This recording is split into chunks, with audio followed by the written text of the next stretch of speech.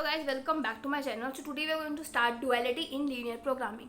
So duality क्या होती है उससे पहले हम समझते हैं प्राइमल और डुअल क्या होता है. प्राइमल बेसिकली हमारे पास जो भी लीनियर प्रोग्रामिंग प्रॉब्लम आपको गिवन है वो प्राइमल में गिवन होती है.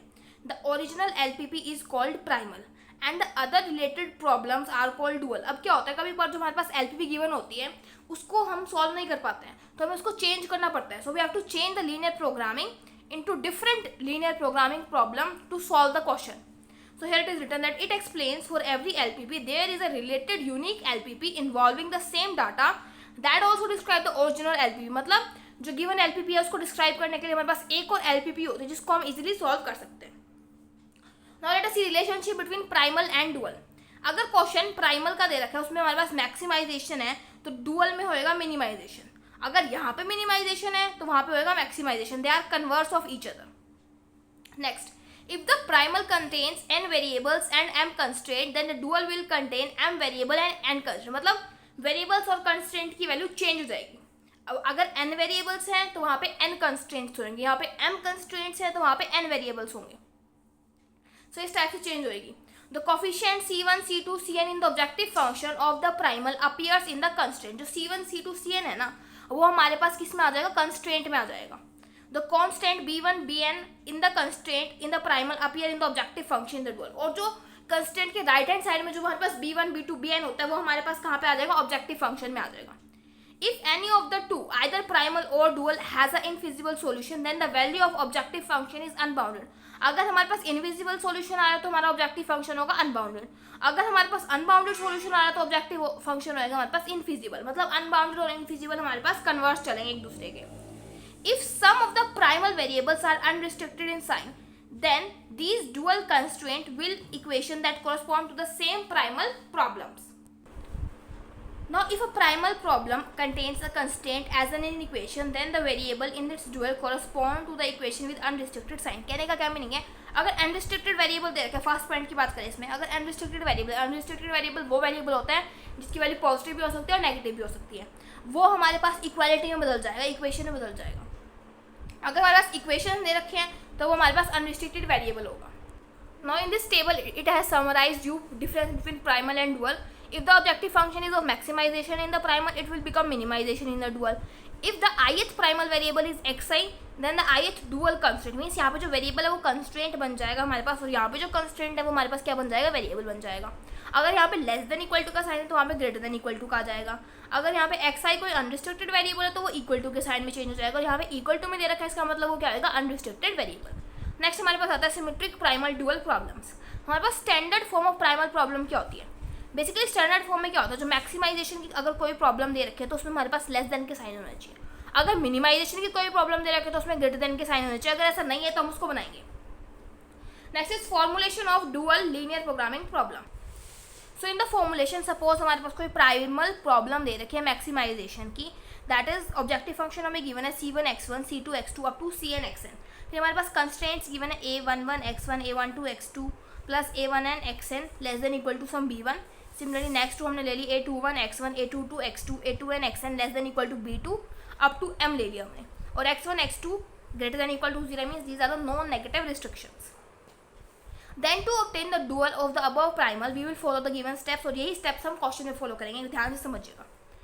हमें क्या करना पड़ेगा, मैक्सिमाइज है तो डुअल में हमें क्या करना पड़ेगा, उसको मिनिमाइज करना पड़ेगा. Minimise the objective function instead of maximisation. फिर हम क्या करेंगे, जहाँ पे c1 c2 cn है ना वो हमारे पास जो ये जो चीज़ें हैं ये हमारे पास राइट हैंड साइड में चली जाएगी डुअल के, और ये जो राइट हैंड साइड में चीज़ें हैं ये ऊपर ऑब्जेक्टिव फंक्शन में आ जाएगी. इंटरचेंज करना है आपको c1 c2 cn and b1 b2 bn. Interchange the role of constant terms and the coefficients of objective function. ये हमें इंटरचेंज करना है. देखिए जैसे हमारे पास यहाँ पे b1 से bm था ना, अब यहाँ पे है c1 से cn था तो यहाँ पे b1 से bm आ जाएगा. तो यहाँ पे देखिए जब हमने डुअल बनाया है इसको तो यहाँ b1 से bm आ चुका है और ये जो c1 से cm है ये हमारे पास कंस्ट्रेंट में चला जाएगा, वो भी देखेंगे हम आगे. अगर हमारे पास ये वाला साइन है तो अब इसको इससे रिप्लेस कर देंगे. और जो हमारे पास ये ए मैट्रिक्स है, ए मैट्रिक्स कौन सा मैट्रिक्स है, a11 a12 से जो हमें मैट्रिक्स मिला है वो हमारे पास ए मैट्रिक्स है. देखिए ये जो है हमारे पास एक सिंपल ए मैट्रिक्स बनेगा जिनके इनके कोफिशिएंट्स लिखने से हमें जो मैट्रिक्स ऑब्टेन हुए. सो नाउ हमारे पास जो डुअल प्रॉब्लम के कंस्ट्रेंट्स है वो हमारे पास कैसे आएंगे, c1 c2 cn आ जाएगा. वहाँ पे b1 की जगह रिप्लेसमेंट हो जाती है ना, b और c आपस में एक्सचेंज कर लेते हैं. वहाँ पे लेस देन का साइन था तो यहाँ पे ग्रेटर देन का साइन आ जाएगा और यहाँ पे वेरिएबल्स भी चेंज हो जाएंगे. वहाँ पे x1 से xn थे, यहाँ पे y1 से ym आ जाएंगे. और हमारे पास जो मैट्रिक्स था A11 A12 था ना, यहाँ पे ये ट्रांसपोज हो जाएगा, मतलब A12 यहाँ पे आ जाएगा जब इसका ट्रांसपोज करेंगे। और y1 से yn हमारे पास ग्रेटर देन इक्वल टू 0 है। यहाँ पे टेबल में अगेन समराइज कर रखा है इसको। सपोज मैक्सिमाइज z हमारे पास है j from 1 to n cj xj। जब डुअल में चेंज करेंगे तो हमारे पास xcj की जगह यहाँ पे bi आ जाएगा और yi आ जाएगा, i running from 1 to n। इसमें सब्जेक्ट टू कंस्ट्रेंट हमारे पास लेस देन का साइन, यहाँ पे ग्रेटर देन का साइन आ जाएगा aij xj। लेकिन जब ट्रांसपोज करेंगे तो aij का आ जाएगा aj yi यहाँ पे, क्योंकि yi हमारे पास वेरिएबल्स लिए हैं। i यहाँ पे 1 to m था और यहाँ पे हमारे पास j 1 to n है and i from 1 to m, और यहाँ पे yi is greater than equal to 0 and यहाँ पे हमारे पास j क्या है 1 to n। अब हम बात करते हैं मैट्रिक्स फॉर्म की। मैट्रिक्स कैसे बनाएंगे, जिससे हमारे पास मैक्सिमाइज z है उसको हम लिखेंगे c इंटू एक्स। एक्स हमारे पास क्या होगा x1 से xn मैट्रिक्स, जैसे x1 x2 x3, और हमारे पास कंस्ट्रेंट क्या होगा ax less than equal to b and x greater than 0, क्योंकि अगर मैक्सिमाइज का प्रॉब्लम है तो हमारे पास सारी चीज़ें जो है वो लेस देन में होनी चाहिए। और c मैट्रिक्स हमारे पास है c1 से cn 1 to n, इसका ऑर्डर दे रखा है साइड में। और हमारे पास ये जो मैट्रिक्स है इसका ट्रांसपोज है, मतलब इसको ऐसे लिख दिया, इसके ट्रांसपोज को हम ये लिख सकते हैं। अब ए जो मैट्रिक्स है वो मेरे पास A11 A12 A1n जो मैंने आपको बताया था, AM1 AM2 AMn Mn, और यहाँ पे बी जो है ये साइड में जो हमारे पास ये होते हैं, ये चीज़ें कंस्ट्रेंट्स होती हैं। ये तो डुअल की है, अगर हम बात करें प्राइमल की तो यहाँ पे बी की होती है ना, तो B1 से Bm। अब बात करें जब हम डुअल बनाएंगे तो डुअल में यहाँ पे हम मिनिमाइज लिखेंगे, क्योंकि हमारे पास मैक्सिमाइज का क्वेश्चन है। तो मिनिमाइज में हमारे पास बी की जगह आ जाएगा B transpose into some Y, और कंस्टेंट आ जाएगा A transpose Y is greater than equal to C transpose, क्योंकि यहाँ पे लेस देन का साइन है तो यहाँ पे ग्रेटर देन आ जाएगा और ट्रांसपोज आ जाएगा, where A transpose B transpose and C transpose are the transpose of matrix A B C respectively. अब हम देखते हैं क्वेश्चन। जैसे हमारे पास क्वेश्चन दे रखा है, हमें डुअल फाइंड आउट करना है इस क्वेश्चन का। तो मैक्सिमाइज जेड आपको दे रखा है यहाँ पे, तो मैक्सिमाइज जेड को अभी हमने पढ़ा कि इसको किस फॉर्म में लिखना होता है, हमें सी इंटू एक्स की फॉर्म में लिखना होता है। सो यहाँ पे सी मैट्रिक्स क्या होएगा मेरे पास, इनके coefficient that is 3 5 4। X matrix क्या होता है हमारे पास, इस ऑर्डर का होता है 1 क्रॉस n का, जहाँ पे x1 x2 up to xn elements होते हैं। तो यहाँ पे x1 x2 x3 है, x1 x2 x3। जब इनके आप प्रोडक्ट करोगे आपको यही दोबारा मिल जाएगा। तो हमने इसको ऐसे इस फॉर्म में लिख लिया, which is C into X form. C into X form में लिखने के बाद हम बात करते हैं कंस्ट्रेंट्स की, सब्जेक्ट टू कंस्ट्रेंट्स। तो कंस्ट्रेंट आपको पहला दे रखा है 2x1 plus 3x2 less than equal to 8। Next constraint दे रखा है 2x2 plus 5x3 less than equal to 10। Next constraint है 3x1 plus 2x2 plus 4x3 less than equal to 15। So यहाँ पे हमें फर्स्ट चीज़ चेक करनी है कि अगर मैक्सिमाइज का क्वेश्चन है तो हमारे पास सारे कंस्टेंट लेस देन में होने चाहिए। सारे लेस देन में दे रखा, अच्छी बात। अगर नहीं दे रखा तो हम उसको बनाएंगे, कैसे बनाएंगे हम आगे क्वेश्चन में डिस्कस करेंगे। पहले इसको मैट्रिक्स फॉर्म में लिखते हैं। मैट्रिक्स फॉर्म में लिखना है ax less than equal to B form में, ठीक है। यहाँ पे ए मैट्रिक्स क्या होगा, इनके कोफिशिएंट्स को लिख लो, 2 3 x3 नहीं है तो 0। नेक्स्ट का देखिए हम 2 5 सॉरी यहाँ पे x1 नहीं है तो 0, और यहाँ पे आएगा 2, x2 का 2 है और x3 का मेरे पास 5 है। नेक्स्ट आ जाएगा 3 2 4। x मेरे पास क्या है, x1 x2 x3, बीच में लेस देन का sign as it is. B matrix क्या है 8 10 15, और हमें क्या दे रखा है x1 x2 x3 is greater than equal to 0। ये हमने क्या किया, प्राइमल प्रॉब्लम बना ली। क्या प्रॉब्लम बना ली, प्राइमल बना ली। अब इसका डुअल बनाना है। अब हम फॉर्म करते हैं इसका डुअल। तो डुअल में हमें क्या करना होता है, बेसिकली जो सी हमें लिखना होता है यहाँ पे बी ट्रांसपोज वाई। यहाँ पे मैंने बी को स्मॉल से डिनोट किया, आप कैपिटल से डिनोट कर लो। यहाँ पे बी ट्रांसपोज वाई, तो हमारे पास बी ट्रांसपोज वाई है, या फिर आप इसको स्मॉल बी से भी डिनोट कर सकते हो। क्वेश्चन मैक्सिमाइजेशन का, तो डुअल में क्या बन जाएगा, मिनिमाइजेशन, और जेड वहाँ पे है तो हम यहाँ पे जेड वाई ले लेते हैं। सो डुअल में हमारे पास ऑब्जेक्टिव फंक्शन क्या होगा, बी ट्रांसपोज वाई। अब बी हमारे पास है 8 10 15, ये ना, इसका ट्रांसपोज करेंगे तो आ जाएगा 8 10 15, और y क्या आएगा हमारे पास वो देखते हैं। देखिए यहाँ पे हमारे पास वेरिएबल्स हैं 3, और हमारे पास इक्वेशंस या फिर कंस्ट्रेंट्स हैं 3।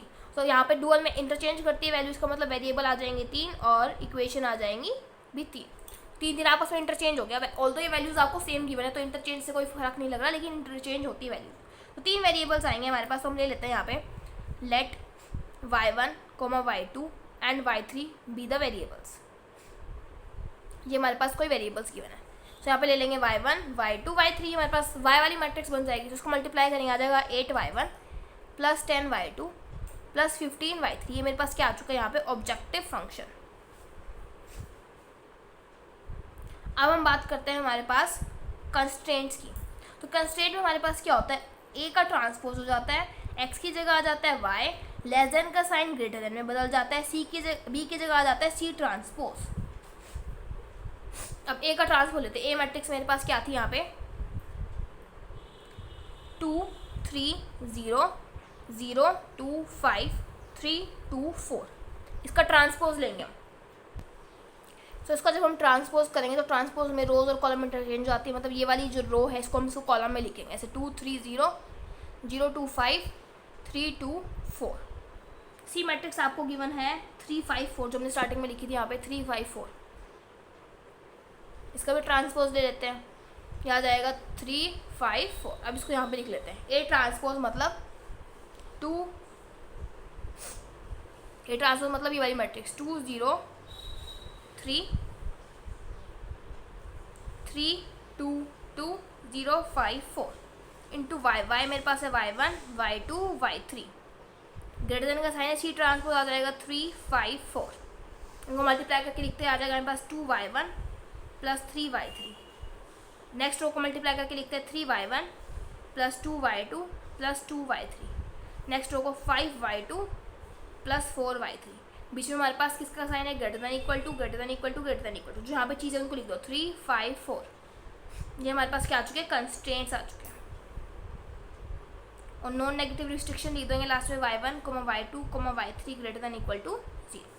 तो ये हमारे पास डुअल बन चुका है, जिसका ऑब्जेक्टिव फंक्शन हमारे पास ये आ रहा है, कंस्ट्रेंट्स ये आ रहे हैं, और हमारे पास नॉन नेगेटिव रिस्ट्रिक्शन क्या है y1 y2 y3 greater than equal to 0। Next question है हमारे पास मिनिमाइजेशन का। अगर हमारे पास मिनिमाइजेशन का क्वेश्चन है तो हमारे पास हमें ध्यान रखना है कि जो हमारे पास कंस्ट्रेंट है वो ग्रेटर देन इक्वल टू होने चाहिए। अब हम इसको सॉल्व करते हैं। तो आपको दे रखा है मिनिमाइजेशन में objective function minimize z 3x1 plus x2। Constraints दे रखे हैं आपको यहाँ पे 2x1 plus 3x2 greater than equal to 2, x1 plus x2 greater than equal to 1। अब हम क्या करते हैं, इसको मैट्रिक्स फॉर्म में लिखते हैं। इसको फर्स्ट वाले को कैसे लिखेंगे, c इंटू एक्स। सी यहाँ पे हम ले लेते हैं 3 1 और x ले लेते हैं यहाँ पे हम x1 x2। हमेशा x जो है वो वर्टिकल मैट्रिक्स बनेगी इस टाइप से, क्योंकि दो ही हमारे पास एलिमेंट्स है तो 1 and 2। सो हमारे पास अगर हम बात करें प्राइमल प्रॉब्लम की, तो प्राइमल में मेरे पास क्या होएगा c इंटू एक्स, मतलब 3 1 इंटू x1 x2। ये मेरे पास क्या होएगा, objective function which is 3x1 plus x2। ये ऑब्जेक्टिव फंक्शन है, लिख लेते हैं हम ऊपर ऑब्जेक्टिव फंक्शन। अब बात करते हैं कंस्टेंट की। पहले कंस्टेंट से हम यहाँ पे ए मैट्रिक्स फाइंड आउट करते हैं। ए मैट्रिक्स क्या होती है, ये कॉन्स्टेंट्स लिख दो 2 3 1 1, ठीक है। हमारे पास क्या फॉर्म होती है, A x greater than equal to B. अगर हमारे पास मिनिमाइजेशन क्वेश्चन है तो A x greater than equal to B होना चाहिए, यहाँ पे ग्रेटर देन का साइन होना चाहिए, दोनों में है ऑलरेडी। तो बी हमारे पास यहाँ पे क्या है 2 1, मतलब जो राइट हैंड साइड से मैट्रिक्स मिले वो बी होती है, और एक्स हमने स्पेसिफाई कर दिया ऑलरेडी। तो अब यहाँ पे लिखेंगे हम subject to constraints A x greater than equal to B. Small B ले लो तो कैपिटल बी ले लो, उसको कोई फर्क नहीं। तो आ जाएगा 2 3 1 1। एक्स हमारे पास है x1 x2 greater than equal to B मेरे पास है 2 1। और यहाँ पे नो नेगेटिव रिस्ट्रिक्शन और लिख लेते हैं x1 x2 greater than equal to 0। ये मेरे पास प्राइमल है। अब इसको हम चेंज करेंगे डुअल में। डुअल में क्या होता है हमारे पास b transpose x, sorry x नहीं आ जाएगा, यहाँ पे y आ जाएगा। अब बात करें यहाँ पे हमारे पास वेरिएबल्स कितने हैं, इसमें दो वेरिएबल्स हैं x1 x2, और यहाँ पे हमारे पास इक्वेशंस भी कितनी है, दो है। तो जब यहाँ पे इंटरचेंज होएगा डुअल में तो यहाँ पे वेरिएबल कितना आ जाएगा, दो, क्योंकि दोनों सेम है तो सेम ही रहेगा। इक्वेशन भी आ जाएंगी 2, तो डुअल आ जाएगा b ट्रांसपोज y। तो y मतलब हमें दो यहाँ पे लेने पड़ेंगे, y1 और y2। b ट्रांसपोज की बात करें, b मेरे पास है 2 1, तो इसका ट्रांसपोज ले लेंगे तो इस टाइप से आ जाएगा, और y मेरे पास आ जाएगा y1 y2। इसको मल्टीप्लाई करके लिख लेते हैं, आ जाएगा 2y1 प्लस y2। अब बात करते हैं सब्जेक्ट टू कंस्ट्रेंट्स। यहाँ पे a का क्या हो जाता है, a ट्रांसपोज, x की जगह क्या जाता है y, और अगर लेस देन का ग्रेटर देन का साइन तो आ जाएगा लेस देन का साइन। b की जगह क्या आ जाएगा c ट्रांसपोज। तो ये हमारे पास फॉर्म आ चुकी है। अब a ट्रांसपोज करते हैं, a मैट्रिक्स मेरे पास ये, इसका ट्रांसपोज ले लेंगे तो आ जाएगा 2 3 1 1 इंटू y। y मेरे पास है y1 y2, बीच में आ जाएगा लेस देन का साइन। c ट्रांसपोज क्या है 3 1 है c, तो ट्रांसपोज हो जाएगा इसका 3 1।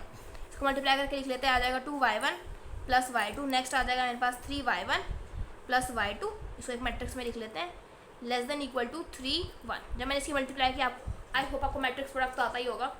अब दोनों को कंपेयर करें तो फर्स्ट रो को फर्स्ट से कंपेयर करेंगे, आ जाएगा 2y1 plus y2 less than equal to 3 and 3y1 plus y2 less than equal to 1। तो ये मेरे पास क्या आ चुके हैं, हमारे कंस्ट्रेंट्स आ चुके हैं, दीज आर द कंस्ट्रेंट्स। और नॉन नेगेटिव रिस्ट्रिक्शन हम लिख देंगे y1, y2 greater than equal to 0। So एक क्वेश्चन हमने मैक्सिमाइजेशन का किया, अब हम एक क्वेश्चन करेंगे मिनिमाइजेशन का। अब हम करेंगे जिसमें साइन दोनों सेम ना है, एक अपोजिट आ जाए और दूसरा भी अपोजिट आ जाए। Let us see one more question, find the dual. Minimisation का दे रखा है, एक ग्रेटर देन है एक लेस देन है, तो उसको हम कैसे सॉल्व करेंगे। देखिए हमारे पास क्वेश्चन है मिनिमाइजेशन का।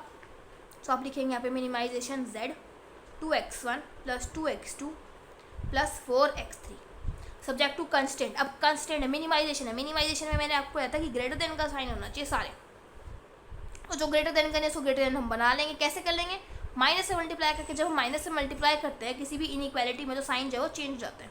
तो हम सेकंड इक्वेशन को क्या करते हैं, माइनस से मल्टीप्लाई कर लेते हैं। तो आ जाएगा -3x1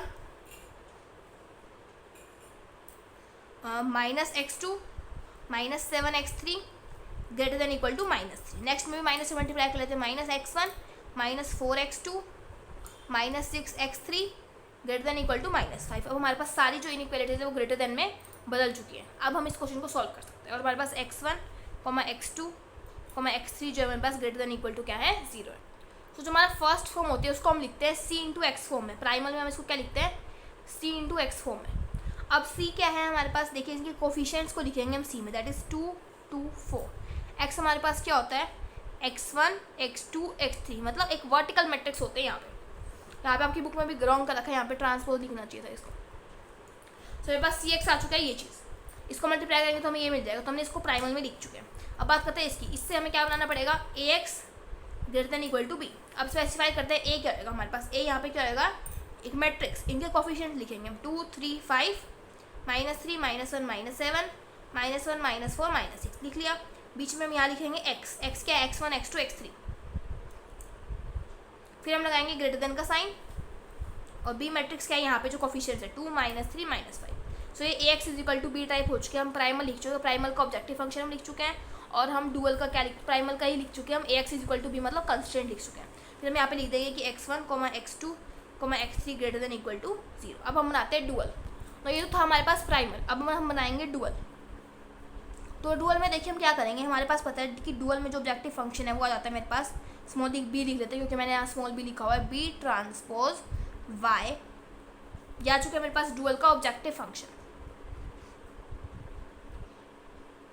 ठीक है। और यहाँ पे मिनिमाइजेशन है तो यहाँ पे आ जाएगा मैक्सिमाइजेशन, वहाँ पे z है तो यहाँ पे ले लेती हूँ मैं z y या z स्टार ले लो, कुछ भी ले लो, maximize z y b transpose y। अब बात करते हैं b ट्रांसपोज की। b मैट्रिक्स था मेरे पास 2 -3 -5, इसका ट्रांसपोज लेना है तो आ जाएगा 2 -3 -5। y मेरे पास है यहाँ पे y1 y2 y3। यहाँ पे बात करते हैं, यहाँ पे हमारे पास कॉन्स्टेंट्स हैं वेरिएबल्स है मेरे पास 3, और इक्वेशंस भी मेरे पास क्या है 3। जो एक्सचेंज होएगा यहाँ पे वेरिएबल भी आ जाएंगे 3 और इक्वेशंस भी क्या आ जाएंगी 3। तो इसको मल्टीप्लाई करके लिखते आ जाएगा 2y1 -3y2 -5y3। तो ये ऑब्जेक्टिव फंक्शन आ चुका है। अब हम लिखेंगे कंस्ट्रेंट के लिए मुझे पता है कि a का आ जाएगा a ट्रांसपोज, x की जगह आ जाएगा y, और हमारे पास यहाँ पे जो b है उसके रिप्लेसमेंट में क्या आ जाएगा c ट्रांसपोज, और अगर ग्रेटर देन का साइन है तो आ जाएगा लेस देन का साइन और c ट्रांसपोज। a ट्रांसपोज मतलब इसका ट्रांसपोज लेना है तो आ जाएगा 2, 3, 5, रोज और कॉलम को इंटरचेंज कर देंगे, -3 -1 7 -1 -4 -6। y मेरे पास आ जाएगा y1 y2 y3।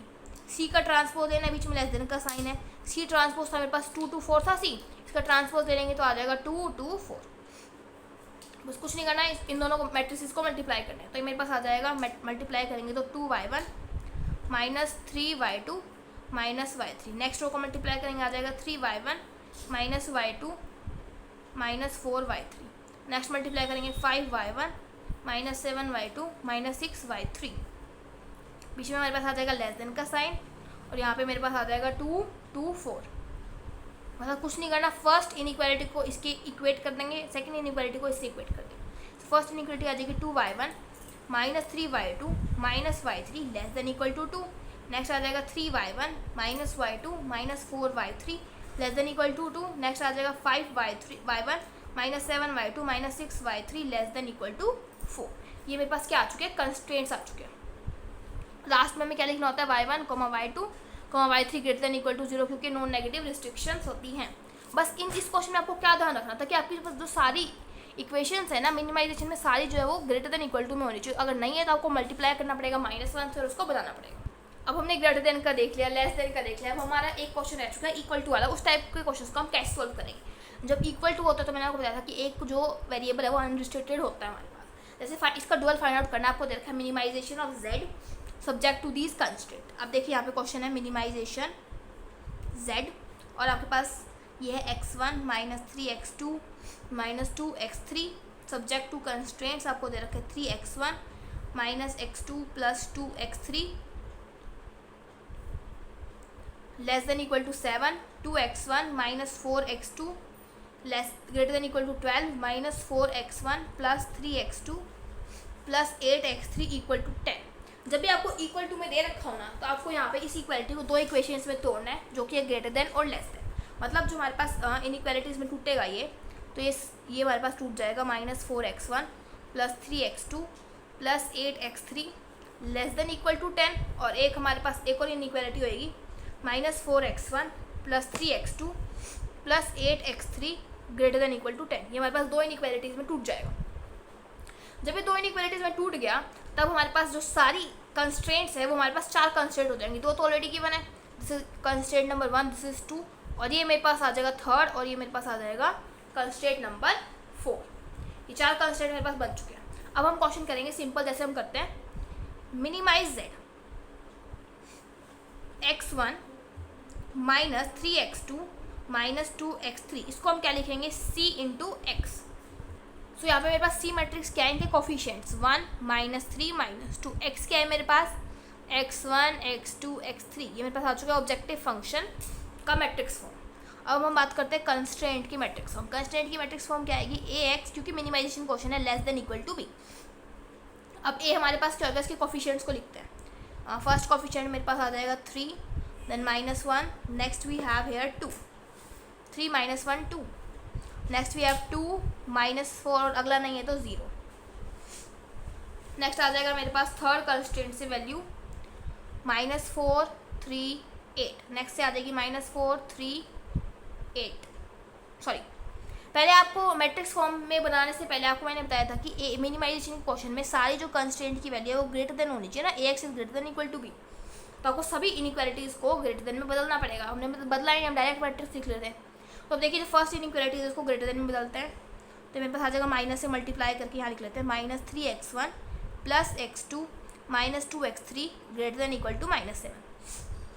नेक्स्ट वाली इनइक्वालिटी ऑलरेडी ग्रेटर में, तो इसको एज इट इज लिख लेते हैं। नेक्स्ट वाली इनइक्वालिटी लेस देन में, इसको ग्रेटर देन में बदलने के लिए इस पूरे को आपको माइनस से मल्टीप्लाई करना पड़ेगा। तो ये आ जाएगा मेरे पास प्लस का 4 माइनस का 3 माइनस का 8 x1 x2 x3 greater than equal to -10।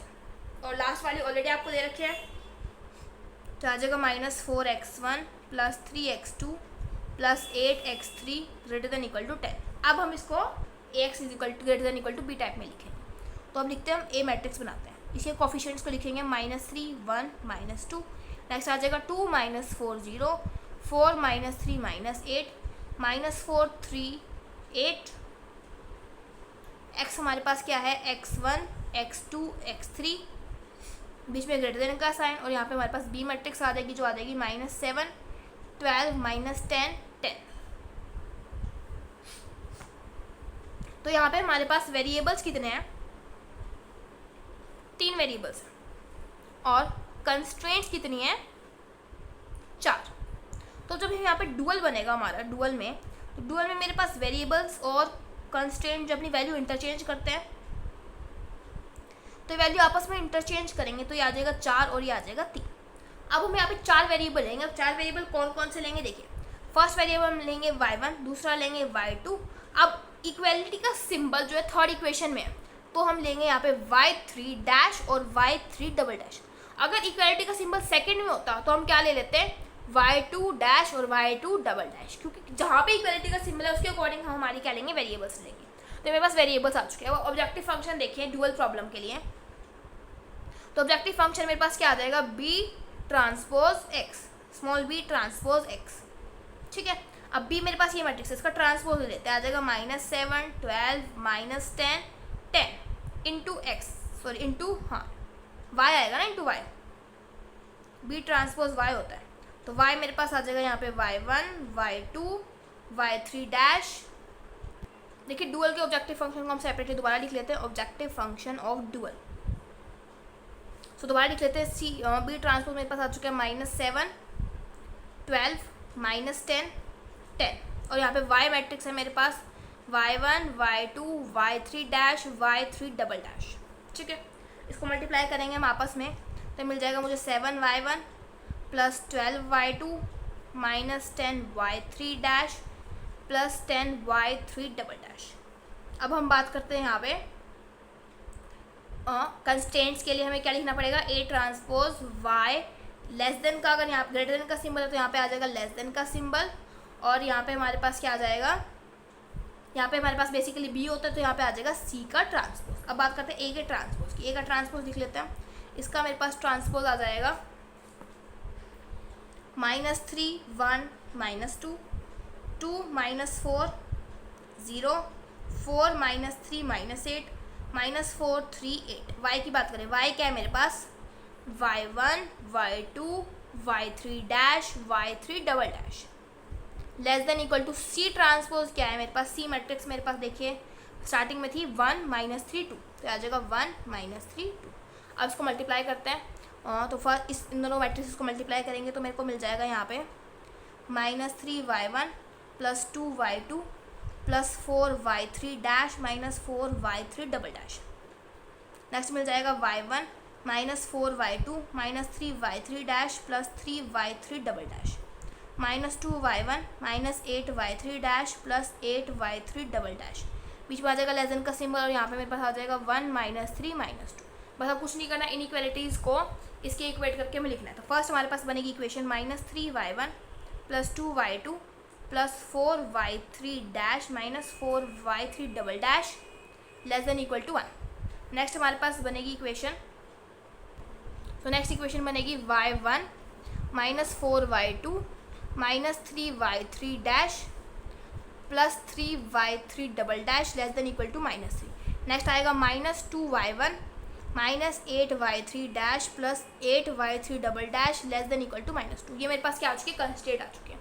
अब हम बात करते हैं, हमारा तो y3 डैश हमने तो अपनी अकॉर्डेंस के लिए लगाया था, लेकिन यहाँ पे हमें इसको दोबारा से y3 में चेंज करना पड़ेगा। इसको कैसे करेंगे चेंज, देखिए। तो ऑब्जेक्टिव फंक्शन मेरे पास आ चुका है -7y1 plus 12y2 -10y3 dash plus 10y3 double dash. इसको आपको ध्यान रखना है कि y3 मेरे पास क्या होता है, y3 dash -y3 double dash. अगर y2 की बात करते तो y2, अगर किसी क्वेश्चन में y2 अनरिस्ट्रिक्टेड होता तो y2 को लिखते हैं y2 dash -y2 double dash. अब इसको ऑब्जेक्टिव फंक्शन है हमारा, ऑब्जेक्टिव फंक्शन, तो आ जाएगा -7y1 प्लस 12y2। अगर वैसे से -10 कॉमन ले लूँ तो मुझे मिल जाएगा y3 dash -y3 double dash, तो आ जाएगा -7y1 प्लस 12y2 -10y3। जी मेरे पास अंदर बन चुका है y3 dash -y3 double dash, को 10y3 लिख देंगे। अब हमारे पास जो कंस्ट्रेंट्स गिवन है, फर्स्ट कंस्ट्रेंट हमारे पास गिवन है ये, subject to you can write here constraints 3y1 plus 2y2, यहाँ से मैं 4 कॉमन ले लूँ तो आ जाएगा y3 dash -y3 double dash less than equal to 1, -3y1 plus 2y2 plus 4y3 less than equal to 1। Next देखिए तो आ जाएगा y1 -4y2 -3 कॉमन ले तो y3 dash -y3 double dash less than equal to -3, तो इसको replacement आ जाएगा y3, आ जाएगा y1 -4y2 -3y3 less than equal to -3। Next हमारे पास आ जाएगा -2y1, अगर मैं इसमें से -8 कॉमन ले लूँ तो आ जाएगा y3 dash -y3 double dash less than equal to 2, आ जाएगा -2y1 -8y3 less than equal to 2। Last में बस आपको ये ध्यान रखना है कि इक्वलिटी वाले सिंबल में एक तो हमें लास्ट में चेंज करना है, इन सभी इक्वेशंस को चेंज करना है, और हमें उस इक्वलिटी वाले को ब्रेक करना है ग्रेटर देन में और लेस देन में।